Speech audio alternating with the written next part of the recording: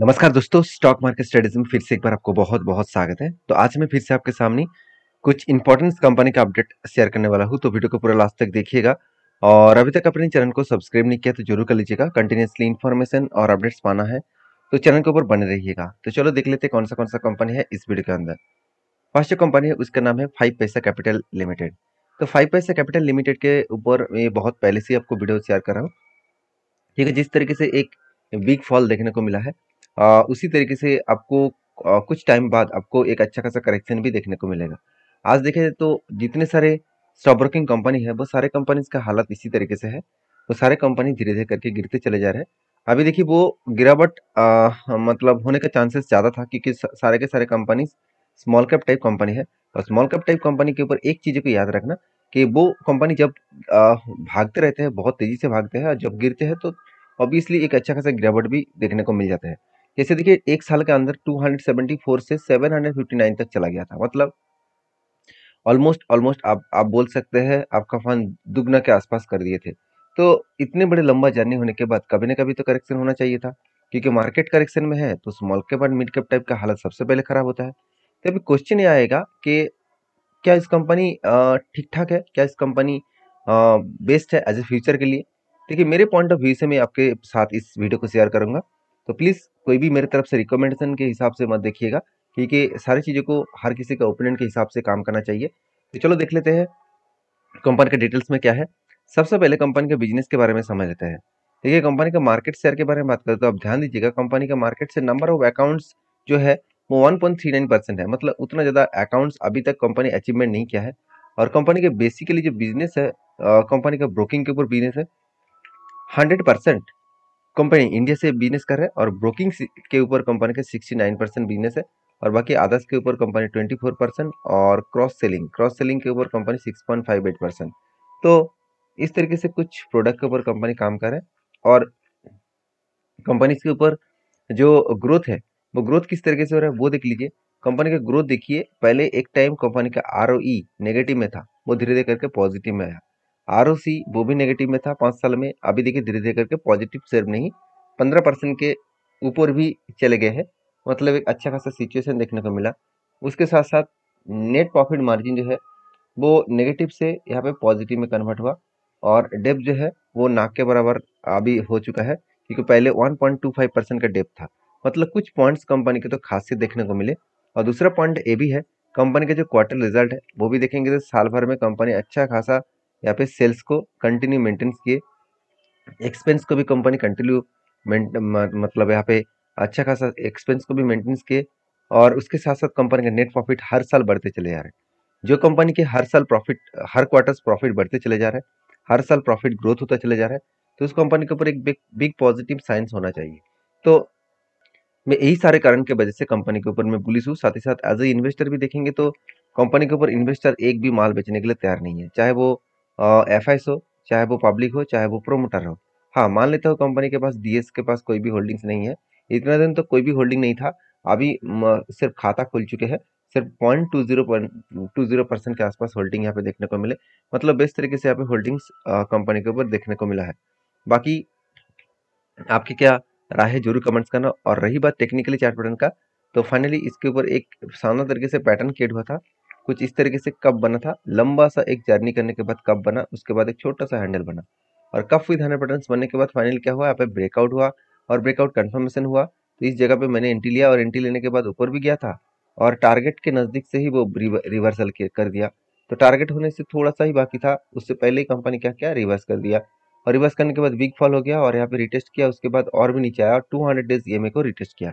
अभी मजेदार बात यही है कि कंपनी के ऊपर 200 डेज ईएमए में एक अच्छा खासा फिर से एक बार एंट्री मिला। किस तरीके से आप देखेंगे तो आरएसआई जो है, आरएसआई नीचे आया, कहाँ तक आया, आरएसआई नीचे आया 30 के नीचे आया। और 30 के नीचे जब आया उस टाइम में एक बिग बिग रेड कैंडल बना, और वो भी 200 डेज मूविंग एवरेज के नीचे बना। तो जब 200 डेज मूविंग एवरेज के नीचे कोई भी कैंडल बनता है, उसके साथ साथ आरएसआई भी 30 के नीचे होता है, तो उस लेवल में मैं एंट्री लेता हूँ। और मेरा टारगेट होता है आरएसआई का जो 70 के ऊपर अगर आरएसआई चले गए तो उस जगह पे मैं प्रॉफिट बुक करता हूँ। तो ये देखिए मेरे पॉइंट ऑफ व्यू से जो जो अपडेट है वो मैं आपके साथ शेयर करूँ। ये मेरा कोई आपको रिकमेंडेशन नहीं है कि आप जाकर ट्रेड कर लीजिए।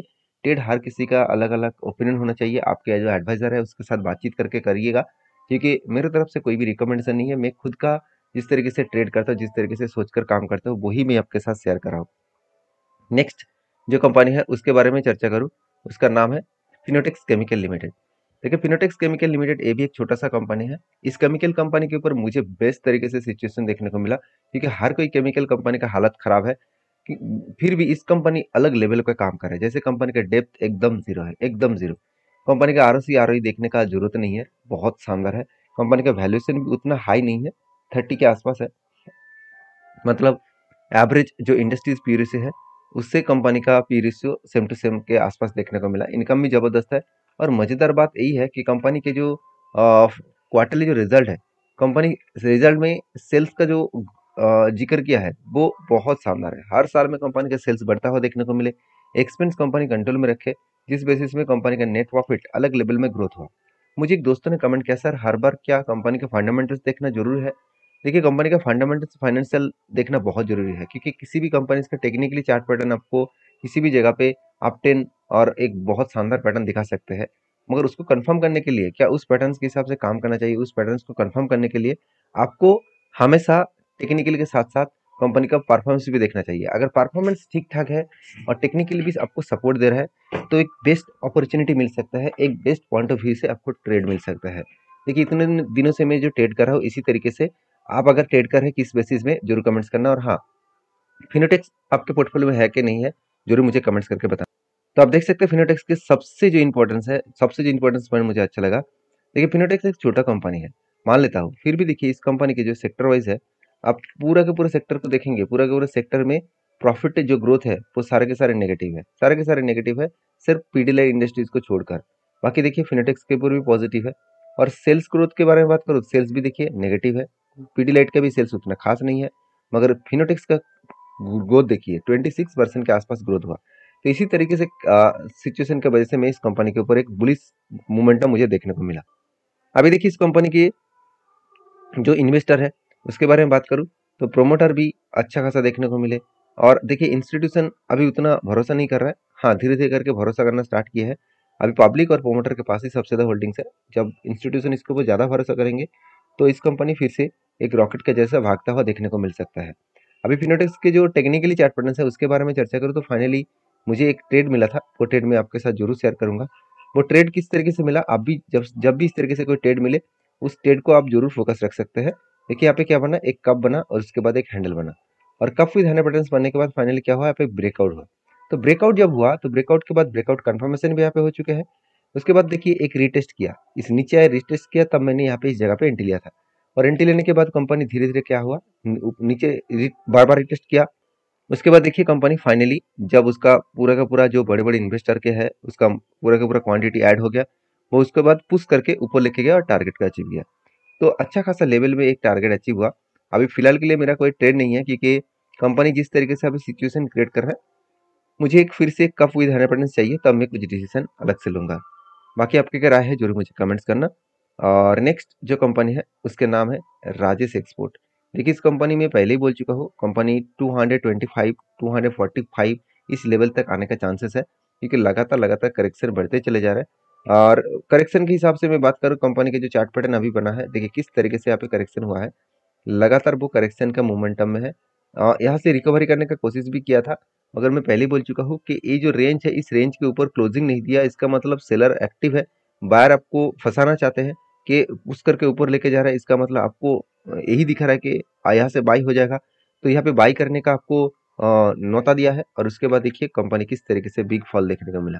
और मैंने आपको बहुत बार पहले से ही आपको वार्निंग दे रहा था कि कंपनी के ऊपर जिस तरीके से करेक्शन हो रहा है वो 240 से लेकर 225 लेवल तक आने का चांसेस है। कि इस लेवल में आपको किस लिए बताया, मेरे मन का बात नहीं है, ये जो लेवल है आप खुद ही देख लीजिए। कंपनी का प्रीवियस एक स्ट्रांगली क्या है, यहाँ पे स्ट्रांगली एक सपोर्ट जोन है, इस सपोर्ट लेवल तक कंपनी आने की कोशिश करेंगे। यहाँ पे सपोर्ट स्ट्रांगली है जो 245 से लेकर आप देख सकते हैं कंपनी किस तरीके से यहाँ पे कंपनी करेक्शन हुआ है। और जिस तरीके से लेवल मैंने मार्किंग करके दिया, इस लेवल बहुत स्ट्रांग है। देखिए यहाँ पे आएगा कि यहाँ से बाउंस बैक करेगा वो अलग बात है, मगर यहाँ पे एक स्ट्रांगली सपोर्ट है, इस सपोर्ट तक आने का वो हर बहुत कोशिश करेंगे, इस लेवल को टच करके वो वापस जाने का कोशिश करेंगे, क्योंकि यहाँ से ही कंपनी का बाउंस बैक हुआ था। तो बाकी देखने वाला बात यही होगा कि वो कहाँ तक आ सकते हैं और किस तरीके से परफॉर्मेंस करते हैं। तो राजेश एक्सपोर्ट के ऊपर जो कंटिन्यू अपडेट है वो मैं आपके साथ शेयर कर रहा हूँ।